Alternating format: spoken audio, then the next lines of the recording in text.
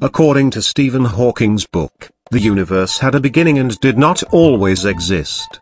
Also, according to the first law of thermodynamics and the law of cause-effect states that energy can neither be created nor destroyed. Energy is eternal and will remain eternal. Energy always existed in some form or another. How is this proof or evidence for your God claim? The law of cause and effect states that whatever you send into the universe comes back. Action, reaction are equal and opposite.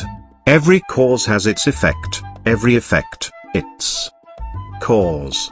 There is no such thing as sheer, random, chaotic chance.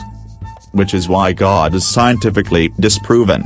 We have proven that a God was not needed or involved using the science of abiogenesis. Okay, Mr. Atheist.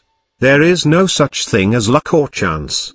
Everything happens according to the law of cause and effect.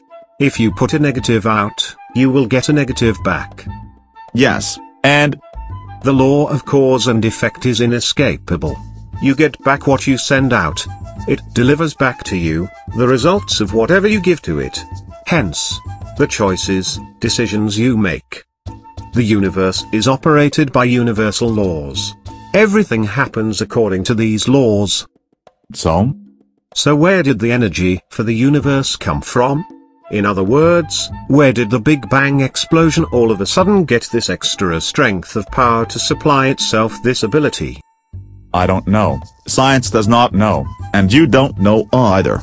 Stop pretending like you have a clue when you so clearly, obviously don't. So are you ignorant of the facts? What facts? The second law of thermodynamics states that the universe tends toward high entropy.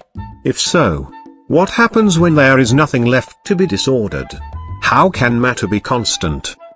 Okay. So we both agree on the fact that the universe had a beginning. And that energy is eternal and will remain eternal. Correct.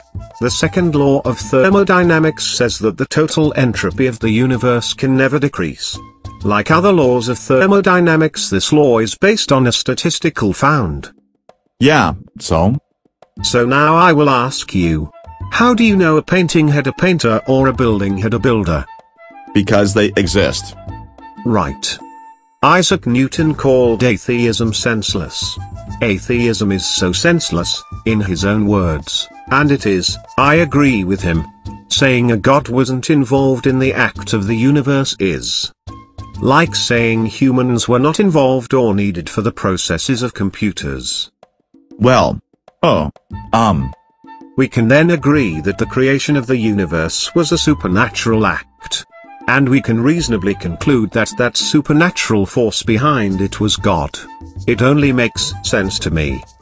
But. The second law of thermodynamics states that in all energy exchanges, if no energy enters or leaves the system, the potential energy of the state will always be less than that. It was a big build-up of heat and erosion that joined together forces with matter, which then made an explosion and created our universe. And it all just so happened to create our universe was multiple galaxies, countless stars, perfectly made planets with order, complexity and design. Takes more faith to believe that. Shut up.